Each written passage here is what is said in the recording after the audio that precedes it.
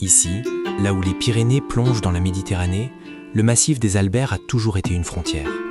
Mais au 8e siècle, ces crêtes sont devenues un rempart.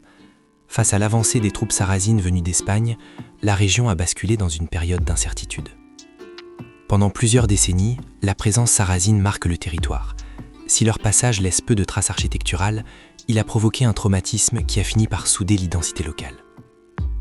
C'est seulement avec l'arrivée des Carolingiens que le massif est repris.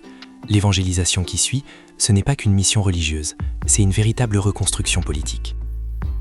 Comme on est sur une frontière, les autorités franques s'appuient sur l'Église. Des moines bénédictins s'installent au pied des monts, à Saint-Génis-des-Fontaines ou Saint-André de Sorède. Ils fondent des abbayes qui deviennent des pôles de résistance et de culture.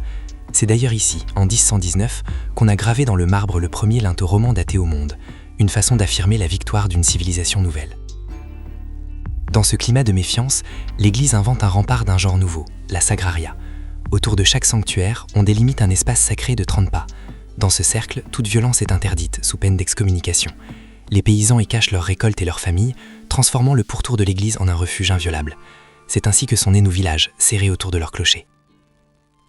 Enfin, la foi gagne les sommets pour effacer les derniers vestiges du passé.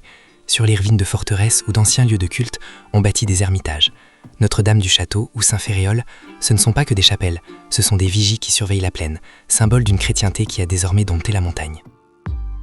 Des Sarrasins aux moines bâtisseurs, l'histoire des Albères est celle d'une résilience, un paysage sculpté par la peur, puis par la pierre, laissant derrière lui un héritage qui définit encore notre horizon.